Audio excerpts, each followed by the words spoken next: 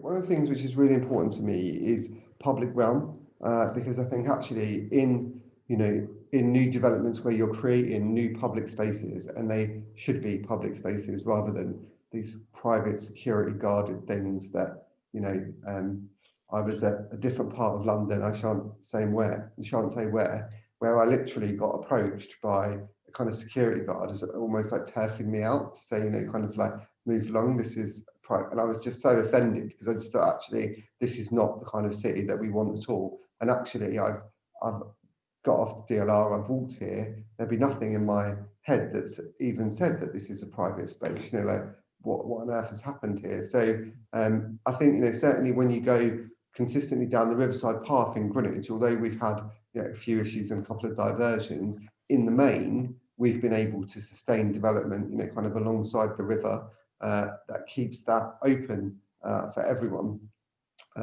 There's certainly one development further around in East Greenwich, which I think is probably the worst example of public realm I've ever seen, where we had a playground. You couldn't even really call it a playground. It was effectively a slide locked in sort of four grey metal barriers, and I just thought this is just awful. Kind of actually, what does that say to residents about kind of play space and certainly kind of walk round the river further down to see what Night Dragon have done, sort of opening up there with kind of riverside wood and timber and kind of plants, and I just thought, God, the contrast there in terms of actually feeling that this is kind of play space which is open and accessible, versus actually an old slide which is locked up, was very, very stark.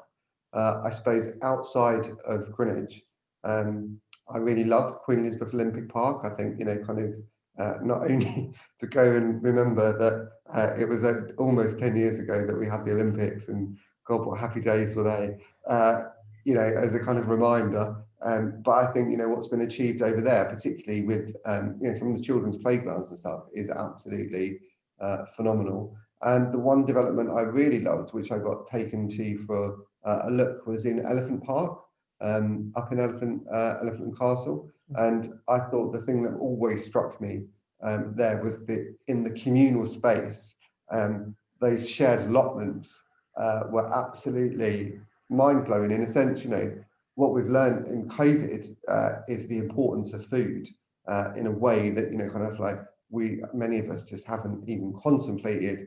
Not being able to buy what we want or having access to what we want, and suddenly, here was a scheme that kind of had growth and food growing at the heart of it as a way to also, I think, bring communities and people together. And I think that's really, really vital. Gone are the days really when, in the main, you can have a kind of tenant space at the bottom of a building or a community space that's going to be well used.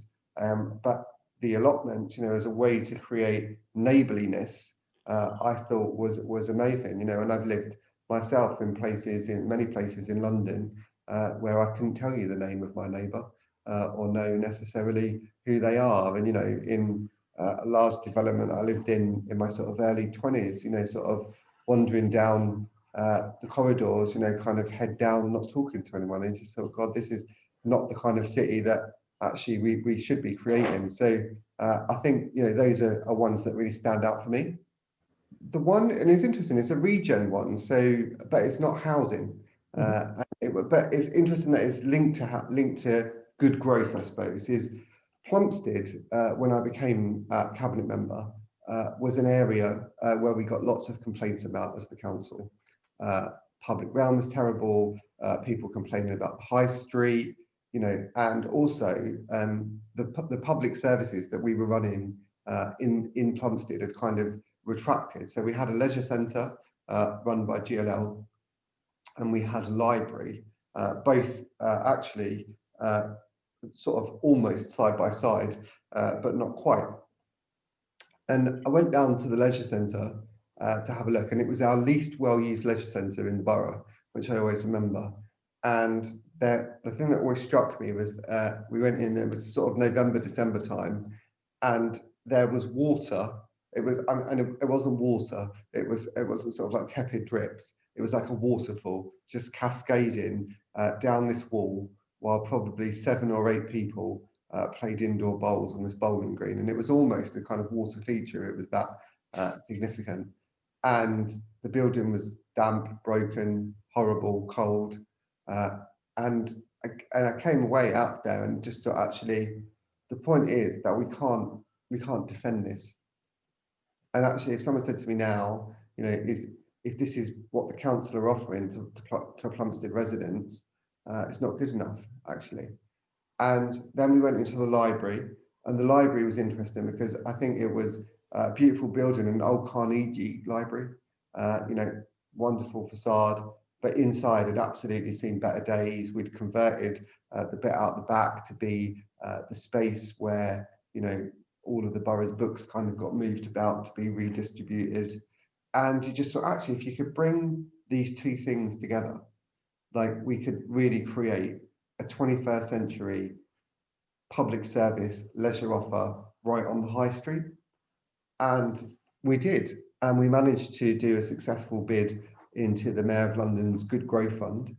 We got £5 million out to support the high street and shop facades and different things, as well as agreeing a number of disposals and securing investment from the council to say, right, actually, we have got to recognise that this is not something that we can defend. This is not something that we should be proud of. We should be doing better than this.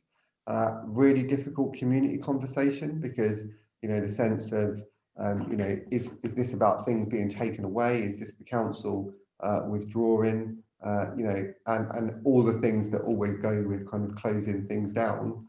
And over, probably a period of 2.5 years, what felt like endless meetings at the time, being fronted in Plumstead Library, taking residents on the journey through planning, through all of that. And unbelievably, in February this year, we opened the new Plumstead Centre. And I think, you go in there and, I mean, it's now being listed for awards. Osborne delivered it for us. That was our contractor who built it. And the way that the heritage has kind of come back to life in a really meaningful way is absolutely extraordinary, and obviously completely frustrating that we had about 2 weeks of being open before COVID and lockdown and all of that kicked in order to make the most of it. But I was really proud of that one because actually, again, it was about saying, that on a very small scale, regeneration isn't all 30-story blocks, and it isn't, kind of all high density housing. It can be absolutely about improving existing things for the betterment of the community. So yeah, I was really proud of that one.